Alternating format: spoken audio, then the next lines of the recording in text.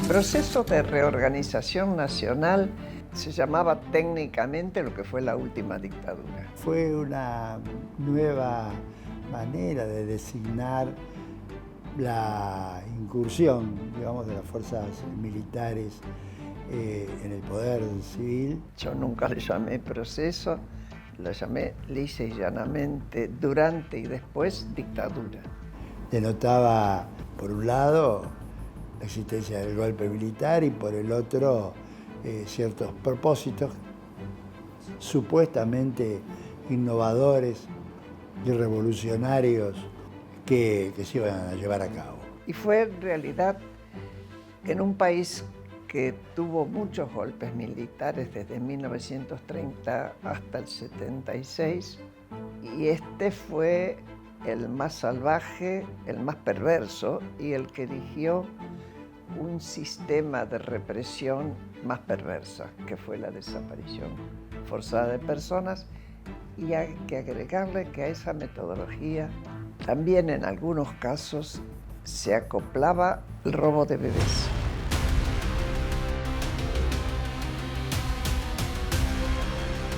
Chicos, los eran subversivos, trabajaban y estudiaban. Eso es lo que hacían.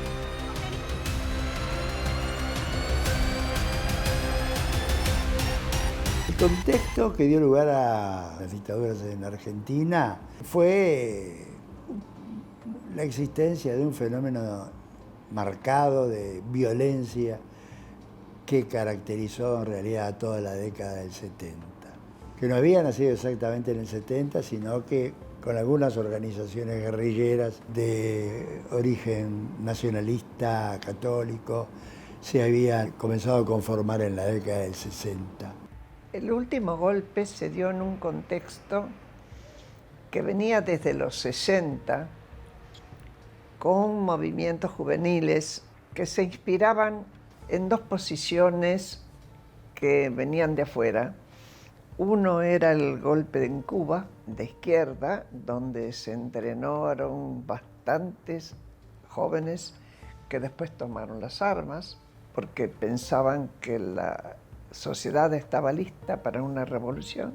Y el otro hecho que tuvo mucha influencia fue durante el papado de Juan XXIII, que dio vuelta a la Iglesia. A partir de ahí se creó la teología de la liberación. Por lo tanto, desde el lado, del punto de vista católico, también hubo gente que se comprometió en la revolución y en la lucha armada, sobre todo en Montoneros. Y bueno, en el 70 tuvieron su esplendor, en el sentido de la cantidad de hechos que se cometieron, hechos de violencia armada, homicidios, asesinatos, toma de cuarteles. Había gente en situación de pobreza y demás, pero nada justificaba una revolución armada. Y además nada con lógica y con sensatez te anunciaba que pudieran triunfar. En Cuba, el golpe, la revolución que hizo Castro, se encontró enfrentado a lo que eran una Guardia Nacional. Era gente con muy poco entrenamiento, algunos sin zapatos, es decir, gente muy pobre que mucha se sumó a los grupos que acompañaron a Castro y al Che Guevara. No era el caso de los que acompañaron la teología de la liberación, por ejemplo el padre Mujica y demás, aunque él no estaba en la lucha armada. Pero Firmenich, Vaca Narvaja, Valmedina, todos venían de familias de clase media alta y católica, que ingresaron al peronismo porque era un movimiento de masas, pero no tenían origen peronista. Todo eso fue conformando una situación que cuando volvió Perón, que desde España estimulaba a los jóvenes, cuando llegó acá y al final ganó las elecciones en el año 73, duró poco la paz.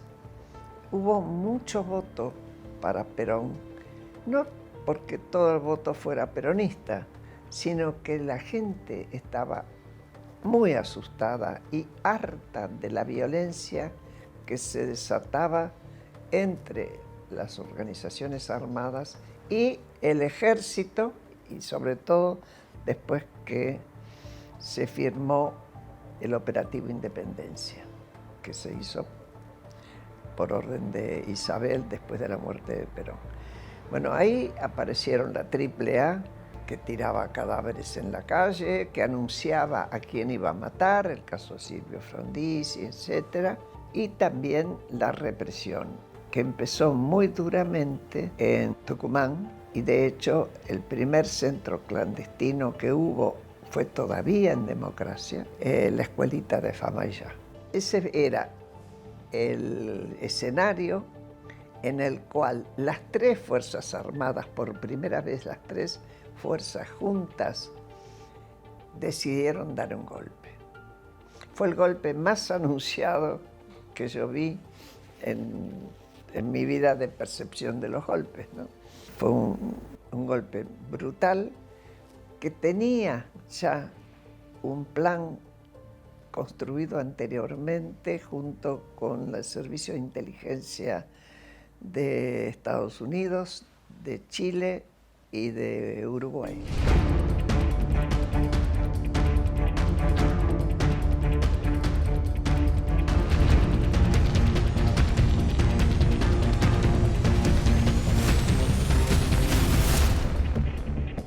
Las dictaduras siempre significan la pérdida de los derechos civiles y políticos, por empezar, no solo de la libertad, sino la vida.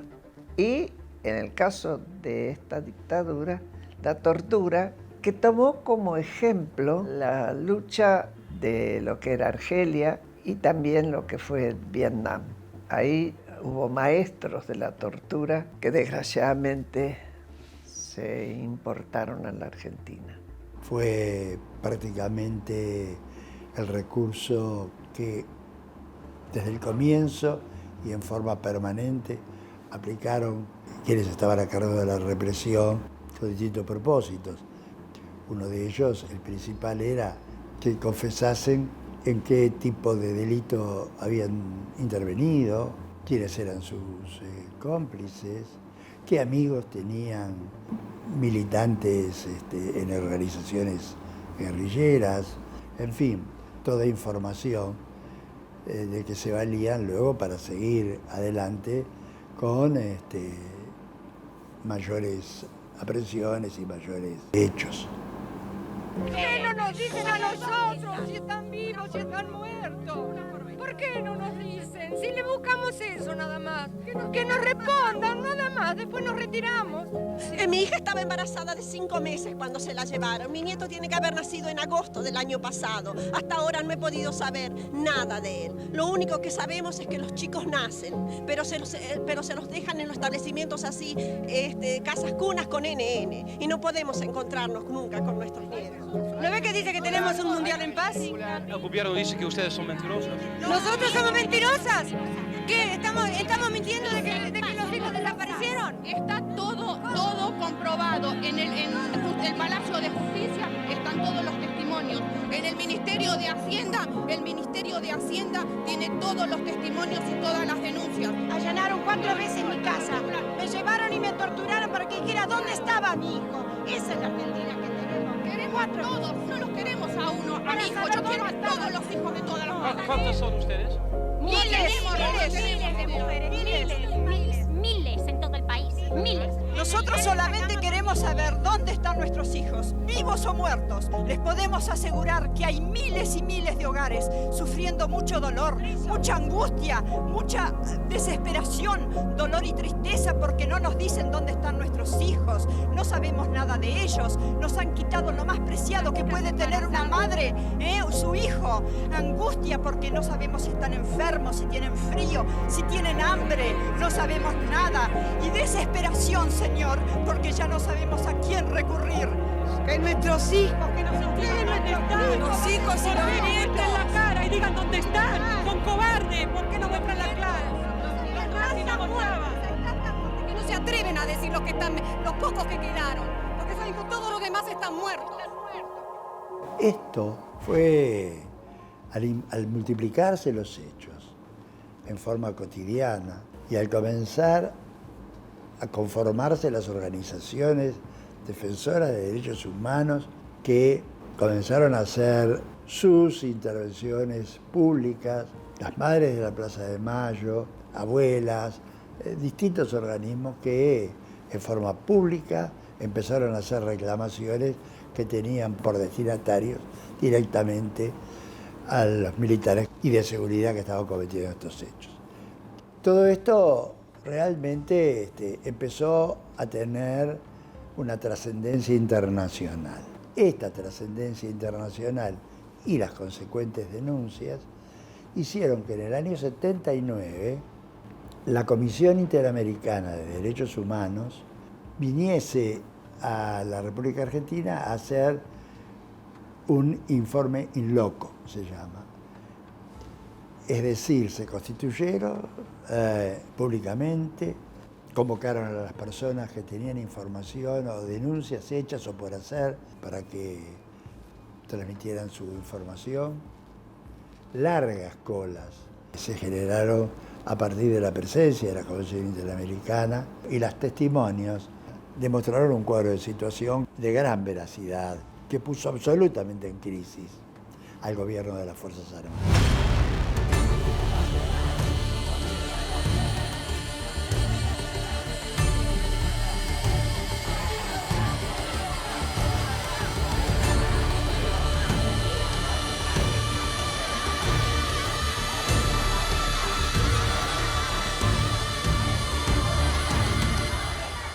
Primero, los militares siempre gobernaban mal, y sobre todo desde el punto de vista económico.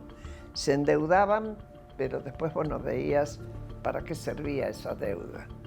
De hecho, esta dictadura, igual que otras, se había endeudado con los bancos del centro, sobre todo de Occidente, de Europa, etc., con el ingreso fuerte del petróleo. Lo que le pasó al gobierno militar con el gobierno de Galtieri, la presidencia de Galtieri, es que los organismos centrales que habían prestado el dinero habían empezado a pedir la devolución de una plata que acá no estaba. Y la sociedad había empezado a movilizarse. Es decir, empezaron a sentir que había resistencia y que ya no había cómo seguir combatiendo porque no existían más organizaciones armadas. De ahí que se tomó la decisión de invadir las Malvinas. El gobierno de Gran Bretaña, la señora Thatcher, y el pueblo de Gran Bretaña no han escuchado hasta ahora una sola palabra de ataque o una sola palabra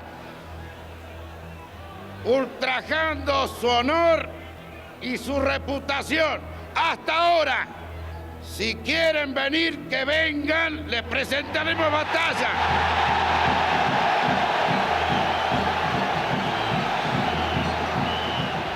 Galtieri especulaba con que Estados Unidos iba a frenar a Inglaterra, iba a intervenir, iba a intermediar. Lo intentaron, pero Inglaterra era el aliado principal de Estados Unidos en el Atlántico Norte. Estaba en ese momento como primer ministro Margaret Thatcher, que era una mujer muy dura, lo que se proponía lo imponía si era necesario, y que ya en ese momento estaba en retroceso. Por lo tanto, también a ella le vino bien meterse en una experiencia de defensa territorial. Tuvo todo el apoyo de la sociedad inglesa para enviar tropas y recuperar las Malvinas. Yo tengo dos imágenes. En Plaza de Mayo, Galtieri en el balcón y la gente vivándolo.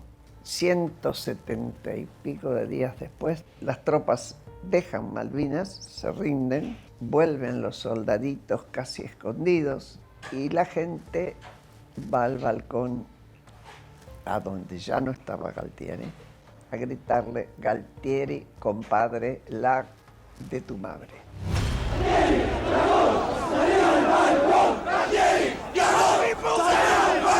El combate de Puerto Argentino ha finalizado. Nuestros soldados lucharon con esfuerzo supremo por la dignidad de la nación. Los que cayeron están vivos para siempre en el corazón y la historia grande de los argentinos. No tenemos solo el bronce de las antiguas glorias. Tenemos nuestros héroes, hombres de carne y hueso del presente, nombres que serán esculpidos por nosotros y las generaciones venideras. El gobierno quedó, después de perder una guerra fabricada innecesariamente, que produjo gran cantidad de soldados muertos o con heridas, mutilaciones, etc., quedó en condiciones de virtual rendición.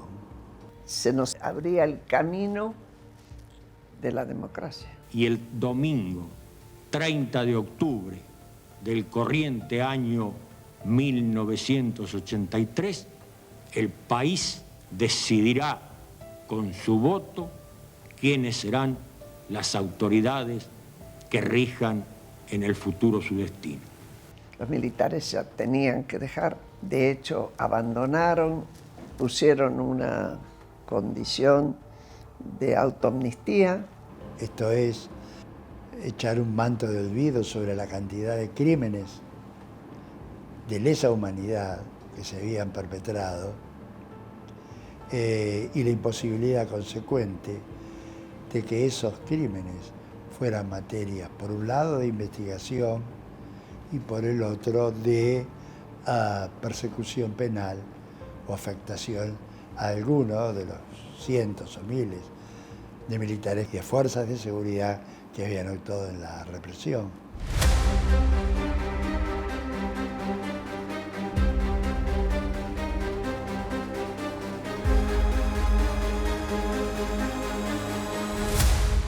La ley de autoamnistía que habían dispuesto los militares fue materia de una gran discusión que dividía el Partido Justicialista por un lado y el Partido Radical por el otro.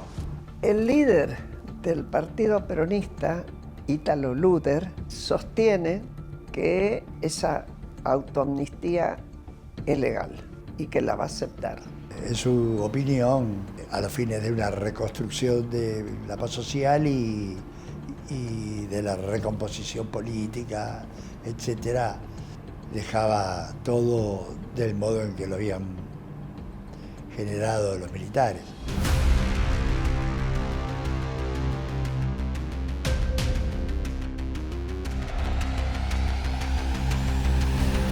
Las primeras dificultades que encontró el candidato Alfonsín, que terminó después por ser electo, fue la idea que él había decididamente esbozado, que era la de nulificar, no aceptar en lo más mínimo, por inválida, por inconstitucional, la amnistía dictada por las fuerzas militares.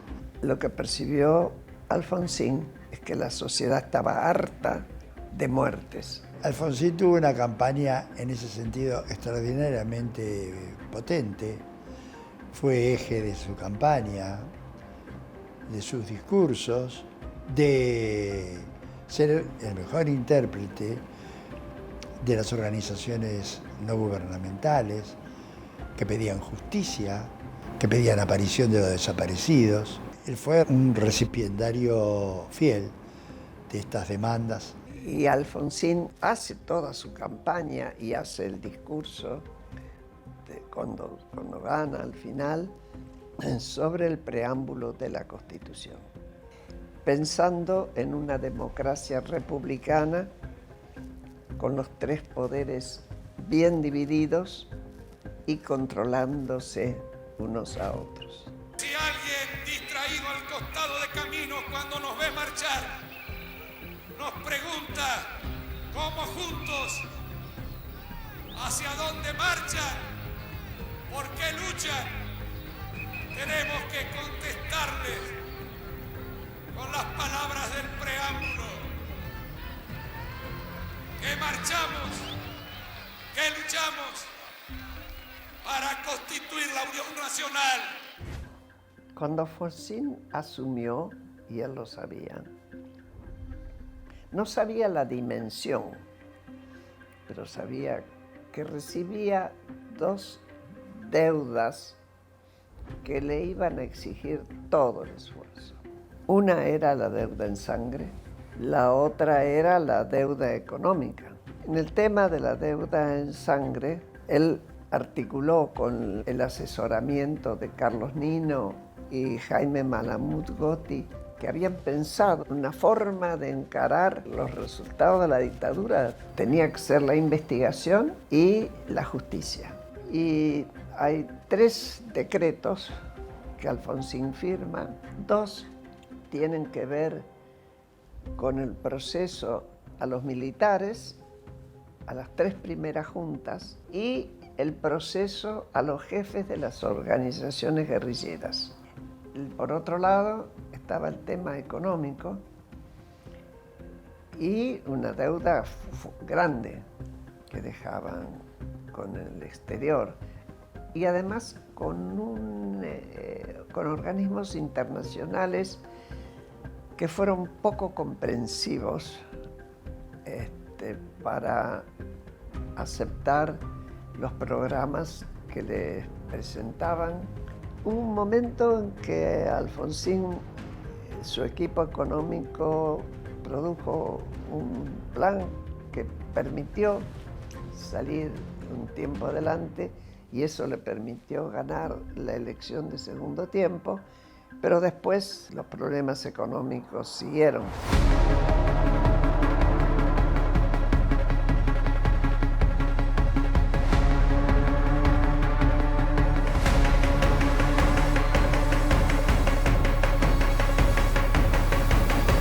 Nadie recordará a Alfonsín como el presidente de un gobierno exitoso económicamente. Sí está en la memoria de todos nosotros, de nuestra historia, pero también del extranjero, el presidente que fue capaz de ordenar una investigación a fondo cuando creó la CONADEP. Y la Cámara Federal juzgó a fondo. Tanto que había mandatarios extranjeros que le decían: no siga adelante, le va a costar su gobierno, porque era una época en que los militares mantenían su poder. También dictó la Ley de Defensa Nacional, que prohibía, y sigue existiendo, prohíbe a las Fuerzas Armadas actuar en conflictos internos. Porque sobre la base de la mentira o de la oscuridad no podemos construir la Unión Nacional. Y solamente sobre la base de la verdad y de la justicia es que podemos encontrarnos en la reconciliación, tomados, ¿por qué no?, de la mano de la bondad. Para que de aquí en adelante los argentinos sepamos cabalmente, por lo menos, cuál es el camino que jamás deberemos transitar en el futuro, para que nunca más el odio, para que nunca más la violencia perturbe, conmueva y degrade a la sociedad argentina. Fundamentalmente hay un conjunto de decisiones que son las que toma para construir una especie de piso para la reconstrucción del poder democrático y del Estado de Derecho. El doctor Alfonsín fue idear el modo y las vías por las cuales deberían ser juzgados todos aquellos que estaban imputados de delitos de lesa humanidad, para lo cual trabajó intensamente con un equipo de selectos juristas en la diagramación de un juicio que fuese respetuoso de todas las garantías constitucionales que la Constitución dogmática, que la parte dogmática de nuestra Constitución tiene, para investigar los hechos, descubrir a los responsables, someterlos a juicio e imponerles una pena en el caso de que se encontrasen responsables. Y fue extraordinariamente ingeniosa la manera que encontró de hacerlo, yo diría arriesgada e inteligente, porque en primer lugar él dictó una serie de decretos que eran todos mandatorios, imponían un curso de acción que iba encadenándose y reconstruyendo una situación de cierta normalidad como para enderezar los objetivos del juzgamiento y demás. Primero creó la Comisión Nacional de Desaparición de Personas, la CONADEP, con la finalidad de que esta comisión recibiera denuncias de todos aquellos que tenían algún dato, algún hecho que los hubiese perjudicado y que sirviese para poder hacer una investigación.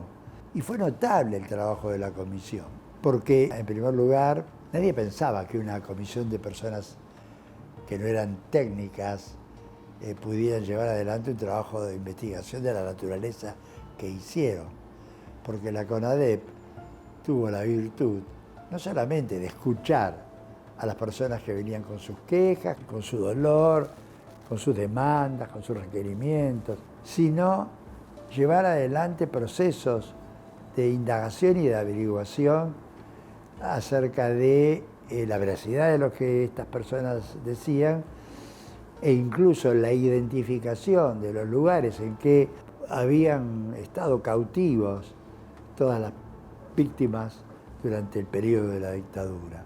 Y se identificaron lugares y se identificaron responsables incluso de los lugares en donde se tenían los presos en esa condición. Se identificaron nombres de personas de las que no se tenía noticia, pero que habían corrido la misma suerte de la desaparición. Se descubrió o quedó en evidencia la metodología que se había utilizado. Primero, privaciones ilegales de la libertad, secuestros extorsivos, el fenómeno de la desaparición forzada de personas que envuelve estos hechos, delitos en contra de la propiedad, privación de bienes en poder de personas que se secuestraron, sin duda el robo de bebés, la tortura, la existencia de vuelos de la muerte. Y con todo este material. Y 9 meses después pudimos hacer el Nunca Más. Un libro que se reeditó varias veces, muy duro de leer.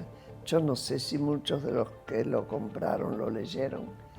Se tradujo a muchos idiomas y se tomó como ejemplo en algunos lugares. Y que fue la base que le permitió a Alfonsín dotar a los órganos judiciales que iban a actuar de un bagaje de información de una riqueza extraordinaria. No cesan para nada los gritos en ningún momento, ni de los torturados, ni de la guardia y los oficiales que nos están amenazando permanentemente. Abrimos la puerta y ahí estaban 4 hombres. Entraron 3 de ellos al departamento, iban armados, uno con arma larga, 2 con armas cortas. Esa es la última noticia que hemos tenido de Pablito. Pero nosotros ya tuvimos la certeza alrededor de julio del 77 de que ese era el cadáver de mi sobrino. Nos ponen con las manos sobre el techo y ahí nos vendan y nos encapuchan. En esa tortura que fue algo tremendo porque estuve estaqueada, hasta varios días estaqueada ahí, siempre con la pregunta de dónde estaba mi marido. Me saca a un campo así de tierra removida donde me hace el simulacro de fusilamiento. Argentina llevó adelante un juicio justo. Fue muy importante esto, la intervención, cuando Alfonsín decide que juzgue el Consejo Supremo, reforma la ley, propone una reforma de la ley de justicia militar para que la Cámara Federal pueda ser tribunal de apelación de la sentencia que fuera a dictar el Tribunal Militar. No solamente se sancionó esto, sino que en el trámite del Congreso, después de diversas discusiones parlamentarias, se logró que si la causa no progresaba, si la investigación en manos militares no progresaba y no daban muestras de que estuvieran haciendo una investigación sincera, nosotros pudiéramos abocarnos, pasar la causa a manos de los jueces civiles, los verdaderos jueces naturales. Y esto fue lo que le dio una gran legitimación al proceso, una gran legitimación. Si yo puedo hablar como hablo de la dictadura militar, es porque una madrugada entraron civiles armados a nuestra casa y llevaron secuestrado a nuestro hijo Pablo, que tenía entonces 17 años. Aprendí a darme cuenta que el odio a mí no me servía para nada y que en cambio yo tenía que trabajar con los testimonios que teníamos, con el material que teníamos, para si alguna vez había justicia, poderlos meter presos. A partir de ese juicio y de la condena que propugno, nos cabe la responsabilidad de fundar una paz basada no en el olvido, sino en la memoria, no en la violencia, sino en la justicia. Esta es nuestra oportunidad y quizá sea la última. Por estas consideraciones, acuso a los aquí procesados por los delitos que han sido objeto de calificación y solicito que al fallar en definitiva se los condene a las siguientes penas. Jorge Rafael Videla, reclusión perpetua con más la accesoria del artículo 52 del Código Penal. Emilio Eduardo Macera, reclusión perpetua con más la accesoria del artículo 52 del Código Penal. Orlando Ramón Agosti, reclusión perpetua con más la accesoria del artículo 52 del Código Penal. Roberto Eduardo Viola, reclusión perpetua. Armando Lambruschini, reclusión perpetua. Leopoldo Fortunato Galtieri, 15 años de prisión. Omar Rubén Grafiña, 15 años de prisión. Jorge Isaac Anaya, 12 años de prisión. Basilio Lamidoso, 10 años de prisión. Para todos con accesorias legales y costas. Señores jueces, quiero renunciar expresamente a toda pretensión de originalidad para cerrar esta requisitoria. Quiero utilizar una frase que no me pertenece, porque pertenece ya a todo el pueblo argentino. Señores jueces, nunca más. Silencio en la sala. Silencio. Personal policial, desaloje la sala. Desaloje la sala, personal policial. Se dispone un capítulo. Señores, de pie. Señores, de pie, por favor, silencio en la sala.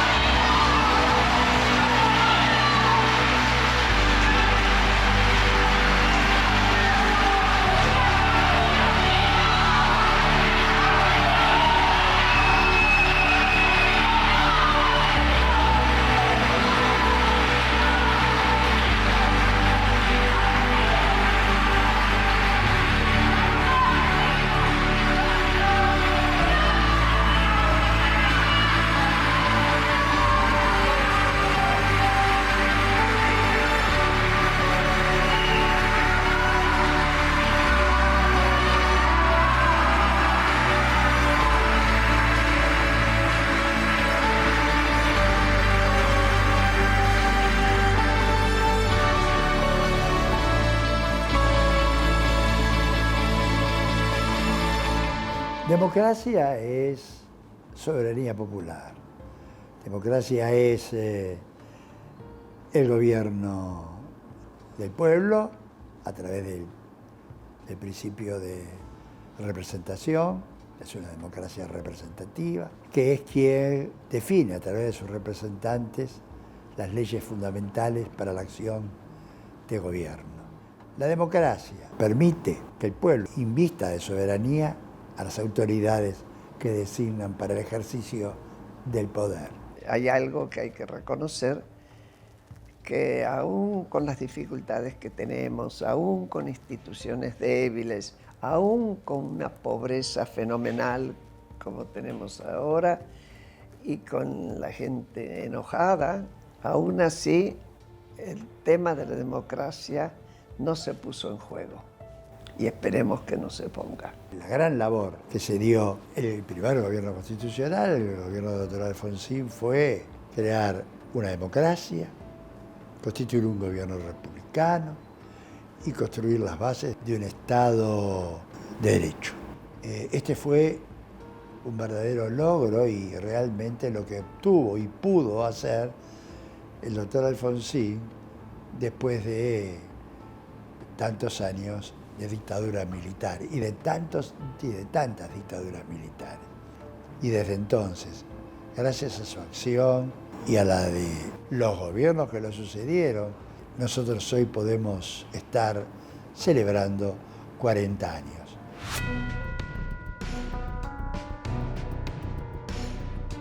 Y el domingo 30 de octubre del corriente año 1983, el país decidirá con su voto quiénes serán las autoridades que rijan en el futuro su destino.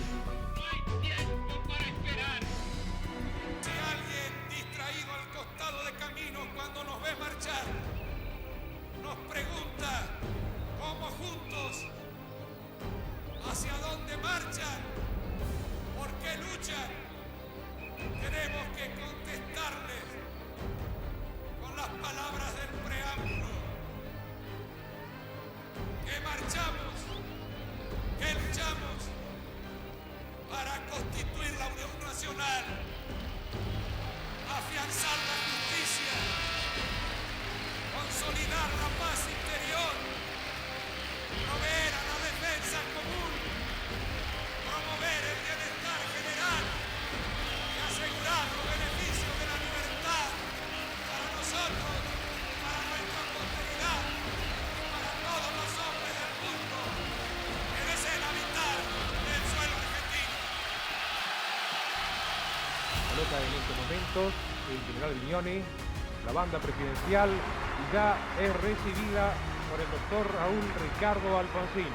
Con la democracia no solo se vota, sino que también se come, se educa y se cura. Se va a iniciar una etapa nueva de un juicio sin antecedentes en el mundo. Este juicio y esta condena son importantes y necesarios para las víctimas que reclaman y los sobrevivientes que merecen esta reparación. Le hacen desvestir y comienzan a torturar. Eran trasladados. Trasladados significa la eliminación física.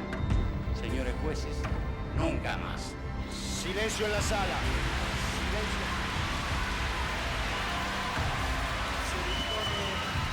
Muere el peso, nace el austral.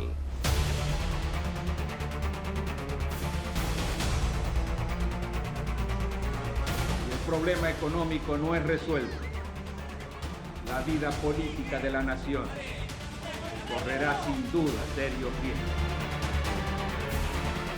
El azúcar, 160 el kilo de azúcar. No hay carne, ni hablar de la carne. No hay nada.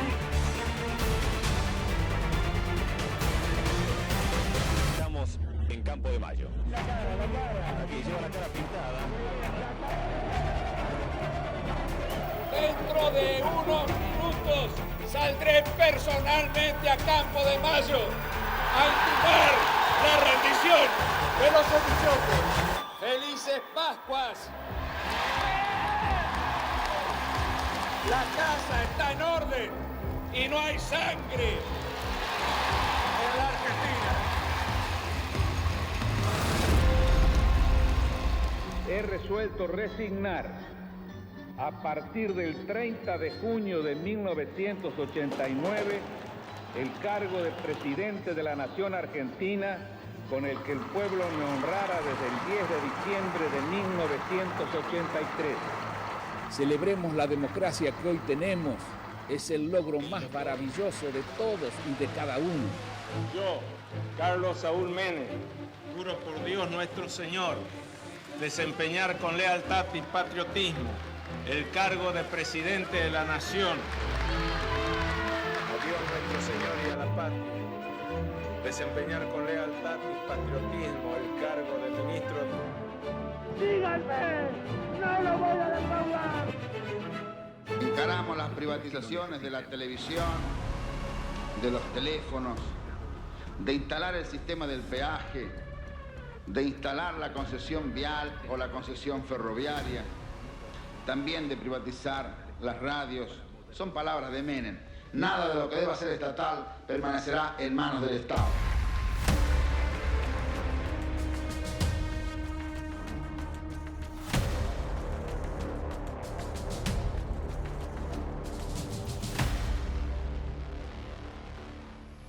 El valor de nuestra moneda está, sin duda, perfectamente asegurado. Yo soy docente, el salario no nos alcanza. Este gobierno, su política económica va por mal camino. Y nadie tiene que temer por la evolución futura de la paridad cambiaria.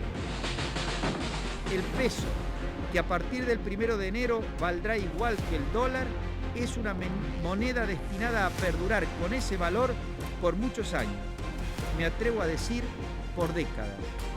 El sueldo es poco. No me alcanza. Nada.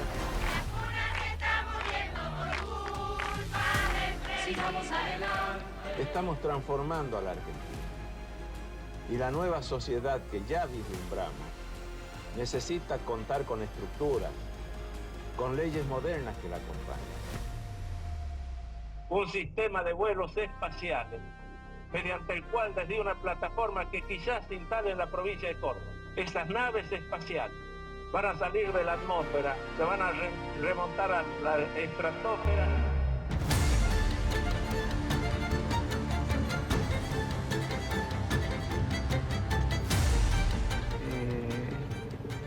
No llore, señor ministro. No llore.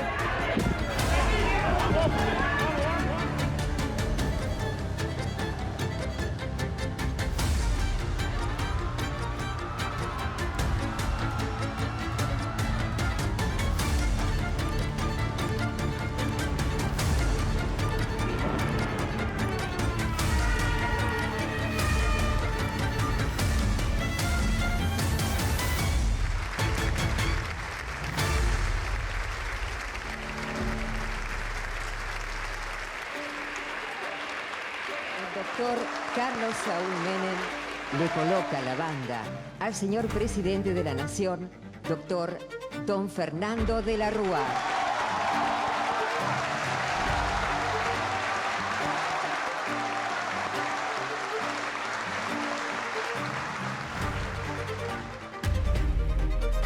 Presento mi renuncia indeclinable al cargo de vicepresidente de la Nación.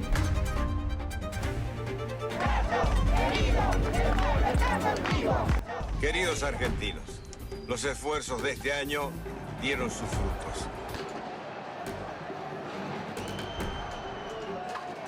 El 2001 será un gran año para todos. Qué lindo es dar buenas noticias. Llevamos años de profunda recesión y estamos al límite de lo que podemos resistir. Hoy tenemos el 1-1 y lo vamos a defender hasta tarde.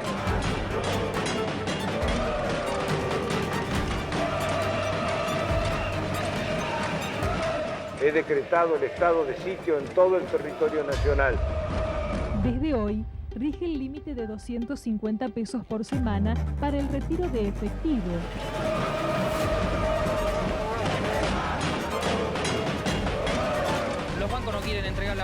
mata a la gente, eso es la realidad. Es impresionante, cuidado Mariano. La cantidad de gente que con el carrito a cuestas están llevando mercadería. Llevan toda clase de mercadería. Ustedes podrán escuchar la alegría, el aplauso que ha surgido de la gente espontáneamente al enterarse de esto, de esta novedad de que ha renunciado hace instante Domingo Cavallo.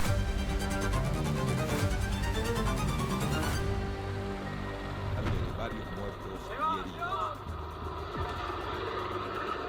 19:53 minutos, 2 años y 10 días después de que asumiera el presidente Fernando de la Rúa, luego de haber renunciado, se va en helicóptero. No ha podido ser visto por los periodistas, la gente que se había dado cita en las inmediaciones de la Casa Rosada. Allí se va el expresidente Fernando de la Rúa.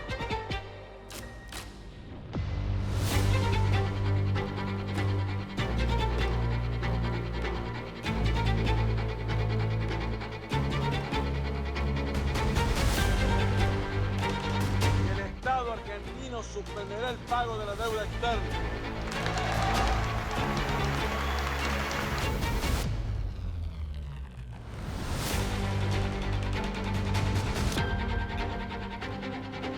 Coloca la banda presidencial al doctor Eduardo Alberto Duhalde. El que depositó dólares recibirá dólares. El que depositó pesos recibirá pesos. Y hace entrega del bastón presidencial al señor presidente de la Nación, doctor don Néstor Carlos Kirchner.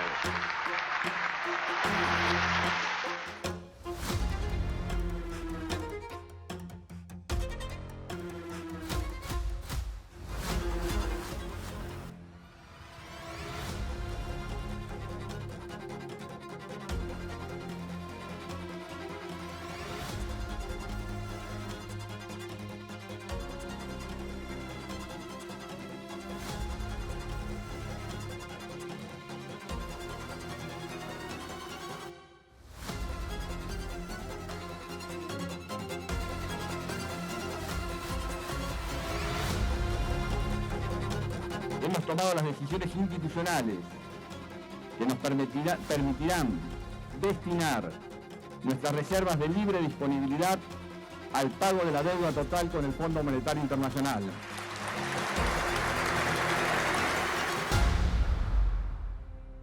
Vengo a tomar posesión del cargo de Presidenta de la República Argentina.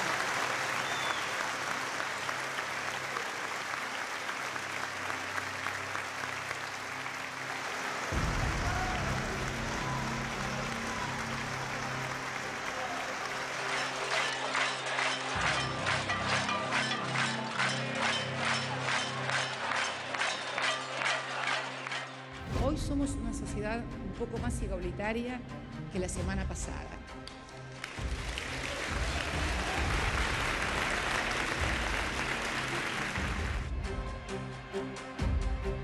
Es el dolor más grande que he tenido en mi vida. Es la pérdida de quien fue mi compañero durante 35 años, compañero de vida, de lucha, de ideales. Quiero decirles que cuenten conmigo para lo que resta hacer en esta Argentina. Yo, Cristina Fernández de Kirchner, juro por Dios, por la patria y sobre los santos evangelios, desempeñar con lealtad y patriotismo el cargo de Presidenta de la Nación, si así no lo hiciere, que Dios, la patria y Él me lo demanden.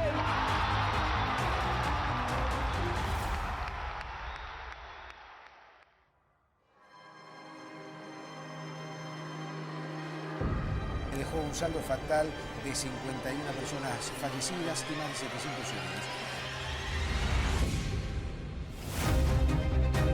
Habíamos decidido recuperar nuestra línea de bandera luego de que ésta fuera abandonada. La justicia demanda que el vicepresidente de Argentina responda por supuesta actuación en el caso Chicone. Se declara de utilidad pública y sujeto a expropiación el 51% del patrimonio de YPF, Sociedad Anónima. La intervención judicial del Hotel Alto Calafate, propiedad de Cristina, en el marco de la causa Otesur Sociedad Anónima.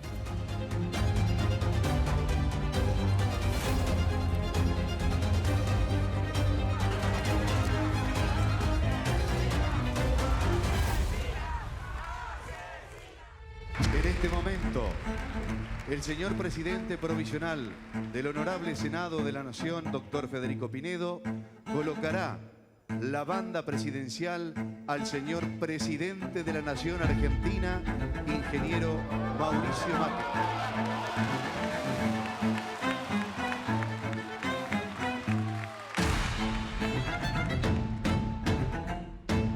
Que arreglen esto, porque ya no podemos vivir así.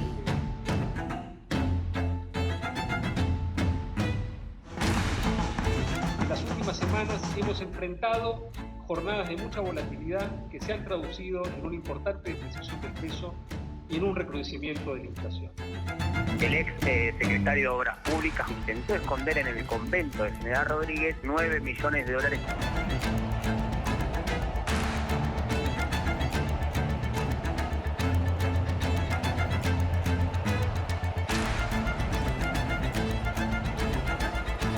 Hoy estamos acá para decirle a todos los argentinos, al mundo entero, que sí se puede, que sí se puede.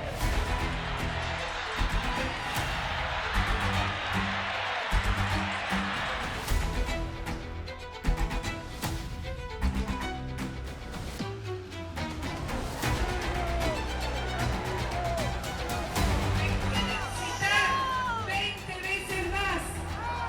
Me pueden meter presa. El de callar y hacer decir lo que pienso.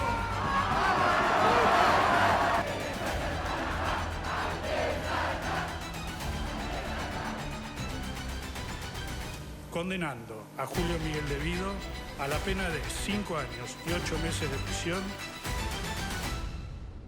Juro por Dios, la patria y sobre estos santos evangelios desempeñar con lealtad y patriotismo el cargo de presidente de la Nación.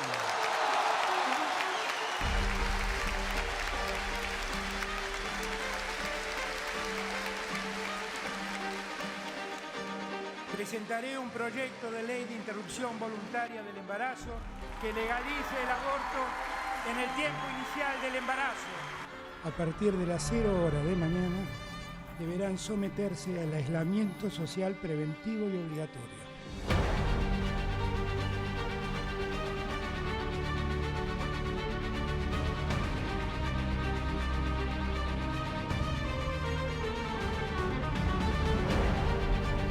Los derechos de los argentinos están siendo tirados a la basura. Ya fueron tirados a la basura.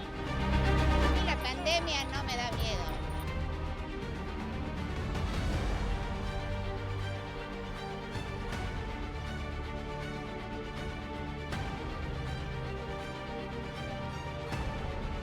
Intento de asesinato a Cristina Fernández de Kirchner.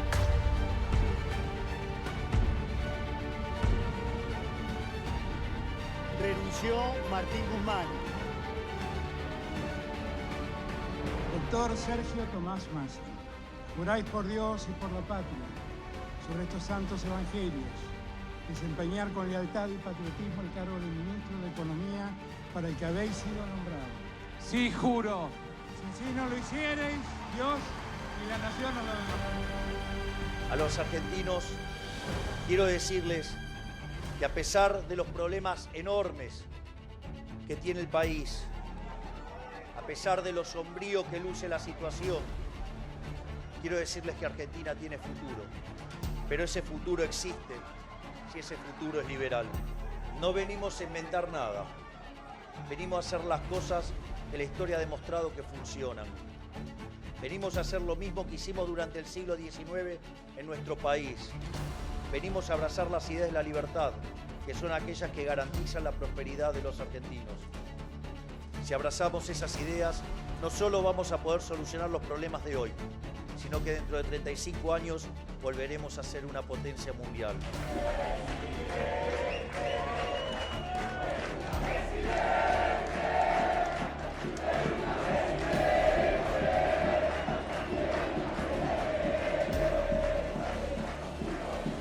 Sí, hoy vamos a festejar.